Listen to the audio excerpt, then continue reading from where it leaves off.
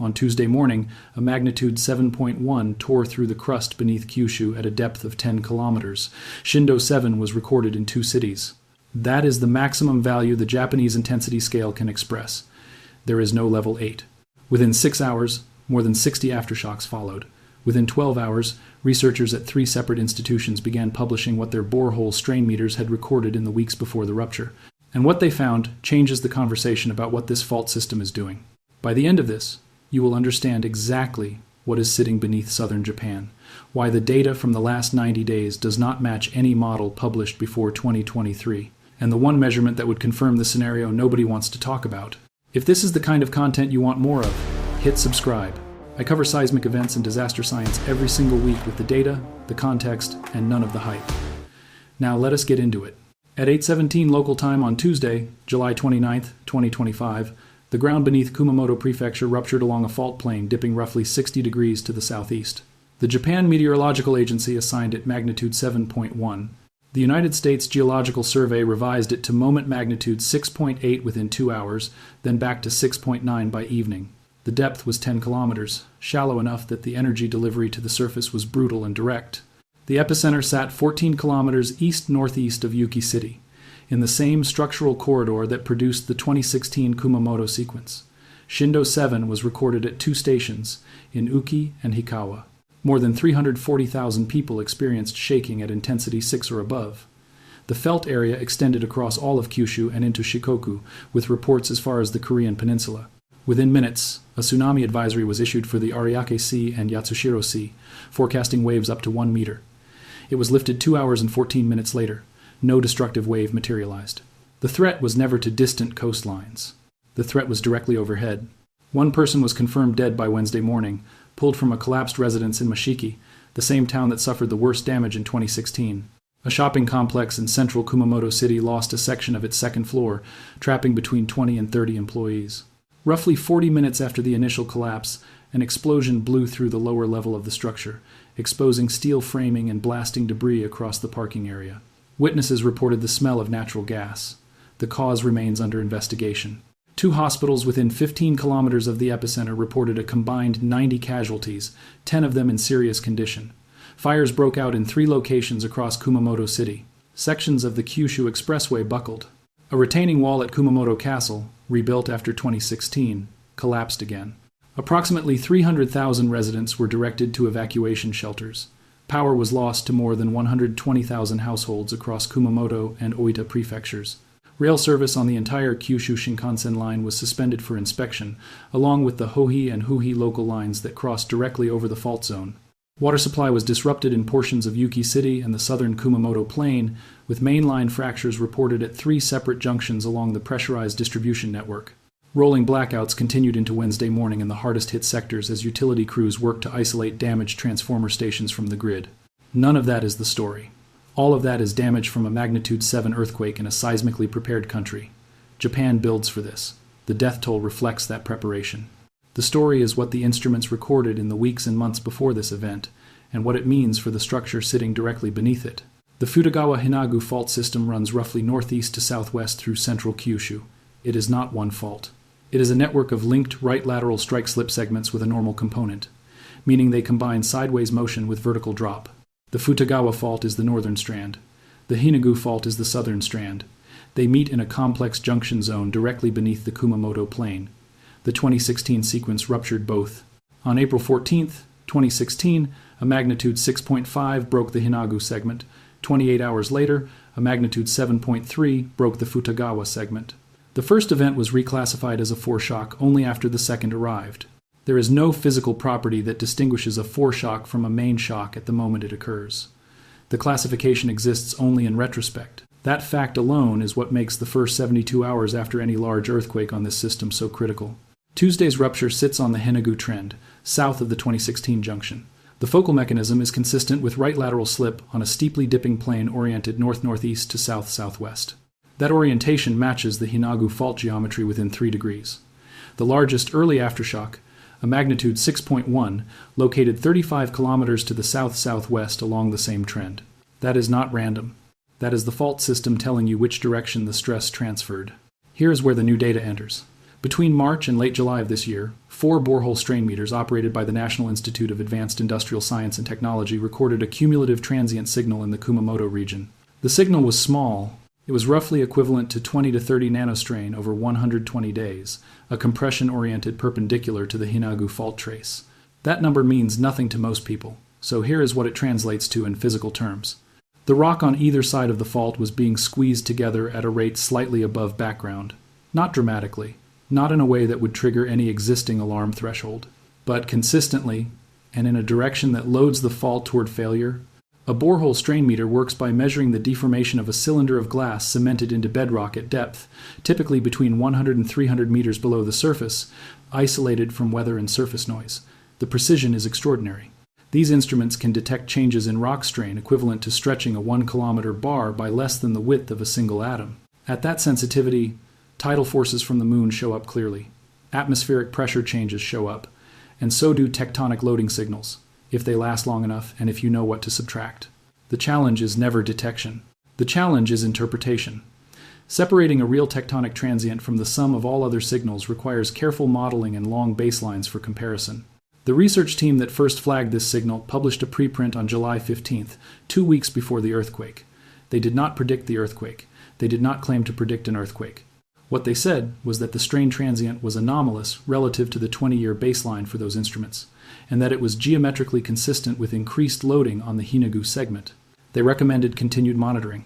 14 days later, the Hinagu segment failed. That sequence of events, a published anomaly followed by a rupture on the identified structure, is extraordinarily rare in seismology.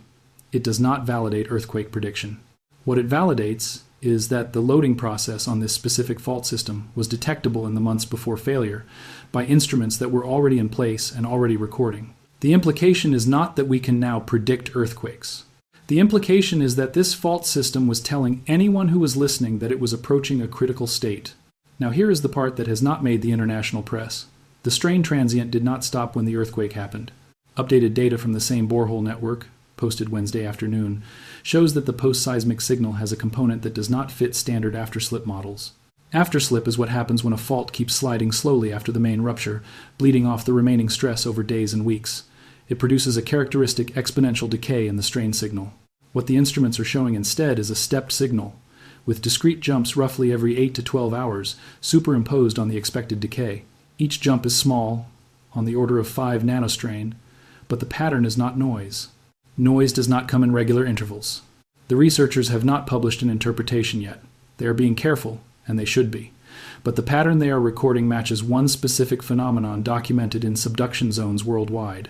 It matches slow slip. Slow slip is what happens when a fault moves too slowly to produce an earthquake, but too fast to be called locked. The interface slides over hours or days rather than seconds. It produces no seismic waves strong enough to feel.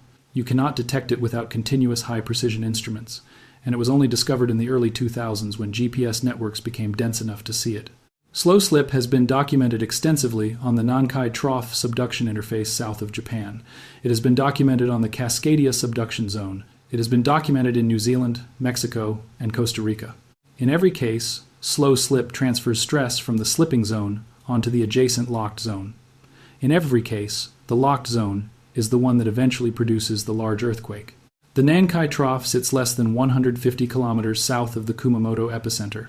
Its locked zone has been accumulating strain since its last major rupture in 1944 and 1946, when a pair of magnitude 8 class earthquakes struck in sequence, the Tonankai and Nankai events.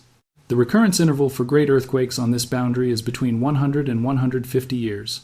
We are currently 79 to 81 years into the cycle.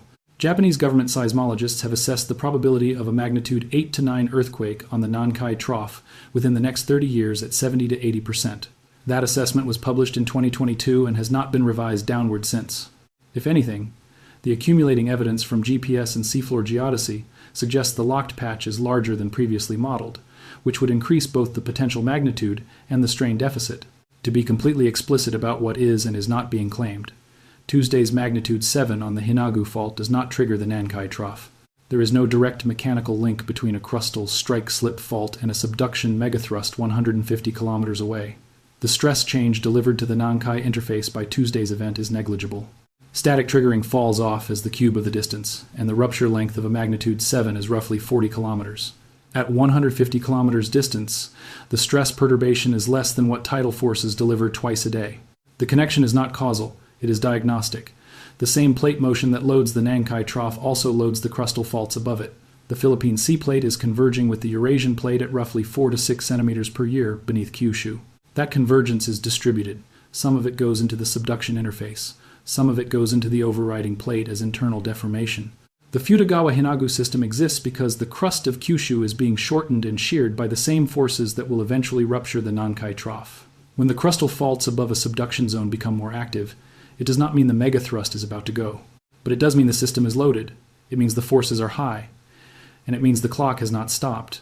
The 2016 Kumamoto sequence was the first time in modern Japanese seismology that a crustal fault in the Kyushu overriding plate had produced a magnitude 7.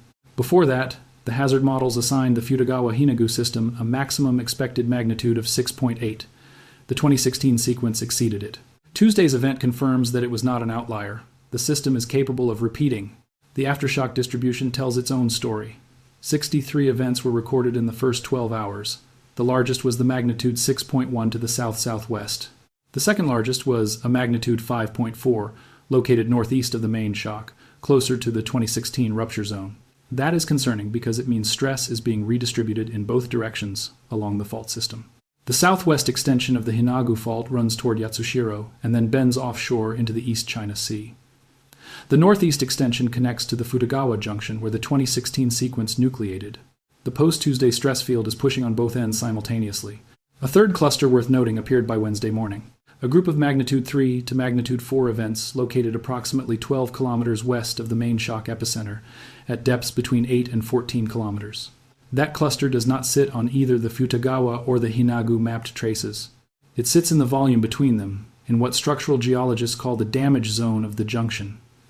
The damage zone is the broad region of fractured and weakened rock surrounding the intersection of two faults. It is full of secondary structures, small faults, and fracture networks that activate when the main structures redistribute stress. The fact that it is lighting up is normal after a magnitude 7. The fact that the depths are slightly deeper than the main shock aftershocks, trending toward 12 to 14 kilometers rather than 8 to 10, is a detail that bears watching over the coming days. The Japan Meteorological Agency warned publicly that a comparable or larger earthquake remains possible within 1 week of the main shock, with the highest probability in the first 72 hours. That window closes Friday evening local time. The agency's statement is not a prediction. It is based on two things. The first is statistical base rates. Following any magnitude 7, roughly 5 to 6% of sequences produce a larger event. The second is the 2016 precedent, where the larger event arrived 28 hours after the first. That specific history on this specific fault system is why the Japanese government took the unusual step of having the Prime Minister address the nation and explicitly tell residents to prepare for another earthquake of similar or greater magnitude. There is one more data set that deserves attention, and it comes from the seafloor. The dense ocean floor network system for earthquakes and tsunamis, known as DONET, operates a grid of ocean bottom pressure sensors and seismometers along the Nankai Trough.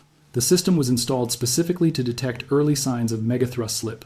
Data from DONET stations nearest to Kyushu showed no anomalous pressure or tilt changes in the 48 hours following Tuesday's earthquake. That is the single most reassuring measurement available right now. If the Nankai interface had responded to the crustal earthquake with slow slip or accelerated creep, those sensors would detect it. They have not. The locked zone appears to still be locked, and behaving as a locked zone should. That quiet is good news, and it deserves to be stated plainly before moving on. The worst case, a triggered response on the megathrust, has not materialized, and the instruments that would see it first are seeing nothing abnormal. However, the DONET data carries its own caveat. The system was fully operational for the 2016 sequence as well, and it detected nothing anomalous then either, despite the fact that 2016 produced the largest crustal earthquake in this part of Japan in recorded history. The sensitivity of the system is tuned to detect centimeter-scale changes on the megathrust interface. Stress changes below that threshold are invisible to it. So, the absence of signal is reassuring in the short term, but tells us nothing about whether the cumulative effect of repeated crustal earthquakes is slowly advancing the Nankai interface toward its next failure. The published modeling on this is limited but exists. A 2023 study in the Journal of Geophysical Research used finite element methods to simulate the cumulative stress transfer from a sequence of Kyushu crustal earthquakes onto the Nankai locked zone. Their result was that individual events contribute negligibly, on the order of 1 to 10 kilopascals per event, but that a century of repeated crustal failures, at the rate Kyushu has been producing them, could advance the megathrust clock by several years to a decade. The uncertainty on that estimate is enormous. The authors themselves call it a bounding estimate rather than a prediction. But the physical argument is sound. Stress is conserved. Every earthquake that releases strain in the overriding plate changes the stress state on the interface below it, even if the change is too small to measure on any single event. Follow the aftershock map south, and you reach the offshore extension of the Hinagu Fault, which runs into the accretionary prism above the Nankai Trough. This is the zone where the fault system that just ruptured physically intersects the structure that produces magnitude 8 and 9 earthquakes. The geometry is not speculative. It is imaged in seismic reflection profiles published in 2019. The Hinagu Fault terminates against the upper plate structures of the Nankai forearc. Whether slip on the Hinagu can propagate into those structures and eventually affect the megathrust is an open research question. Nobody has demonstrated that it can. Nobody has demonstrated that it cannot. The geometry permits it. The data has never tested it. That uncertainty is the honest state of knowledge, and pretending otherwise in either direction serves nobody. What the data supports is this.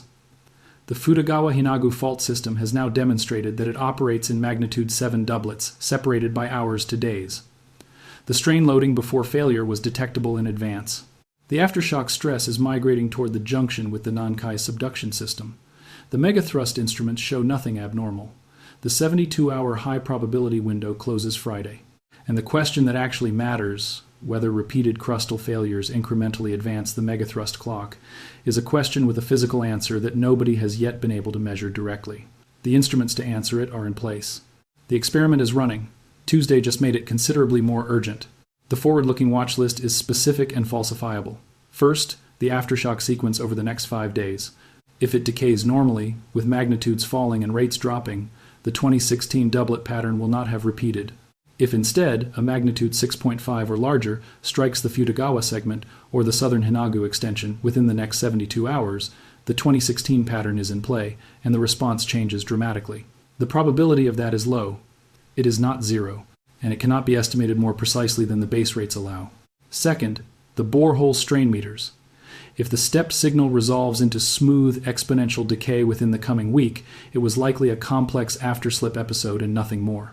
If the steps continue at regular intervals, the slow slip interpretation strengthens, and the question becomes where exactly that slip is occurring. If it is on the crustal fault itself, that is routine. If it is on a deeper structure closer to the subduction interface, that changes the hazard assessment considerably. Third, the Donut seafloor sensors.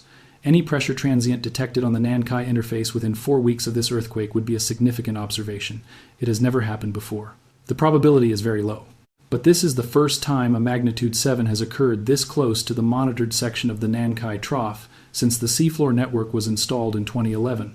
The experiment is running whether anyone intended it or not. Fourth, and this is the number that matters most for the long term, the cumulative moment release on the Futagawa-Hinagu system since 2016. Before that year, the total seismic moment released on these faults in the instrumental era was negligible. Since 2016, it has jumped by more than a factor of 1,000. That is not because the fault suddenly became more dangerous. It is because the fault was always this active over geological timescales, and we have now been watching long enough to see it do what it does. The recurrence interval for magnitude 7 events on this system was previously unconstrained. It is now constrained to less than 10 years. That single number, less than 10 years between magnitude 7s on the Hinagu, is the finding that reshapes the hazard model for Kyushu going forward. The Japanese government's Nankai Trough Megaquake Advisory System has not been triggered. The threshold for that advisory requires specific indicators of change on the subduction interface itself, not on crustal faults above it. That threshold has only been approached once, in August 2024, when a magnitude 7.1 struck off the Hyuga-Nada coast in a location more directly connected to the megathrust geometry. Tuesday's event does not meet those criteria, and no advisory was issued. The system is working as designed. Whether the design captures all the relevant physics is a question the science has not yet answered. One viral claim circulating since Tuesday evening deserves direct address. The theory is that Kyushu is experiencing a cascading failure sequence that will propagate southwest along the Hinagu Fault, trigger the Nankai Trough, and produce a magnitude 9 within weeks. The physics does not support this. A magnitude 7 releases energy equivalent to roughly 32 kilotons. The Nankai Trough in full rupture releases energy equivalent to roughly 32,000 kilotons, a factor of 1,000 larger. You cannot push a system that size into failure with a stress perturbation smaller than the daily tidal load. What you can do is add one more grain to a pile that has been accumulating for 80 years. Nobody knows which grain tips the pile. But Tuesday's earthquake was not large enough to be that grain on its own, and claiming otherwise is not a reading of the science. It is a misunderstanding of scale. The honest summary runs like this. A fault system beneath one of Japan's most populated islands has now demonstrated that it operates in magnitude 7 doublets separated by hours to days. The strain loading before failure was detectable in advance. The aftershock stress is migrating toward the junction with the Nankai subduction system. The megathrust instruments show nothing abnormal. The 72-hour high probability window closes Friday. And the question that actually matters, whether repeated crustal failures incrementally advance the megathrust clock, is a question with a physical answer that nobody has yet been able to measure directly. The instruments to answer it are in place. The experiment is running. Tuesday just made it considerably more urgent. The next 5 days will determine whether this was a standalone magnitude 7 or the beginning of a sequence. We will be watching the aftershock map, the strain meters, and the seafloor network as the data comes in. When this fault system moves again, you will hear about it here.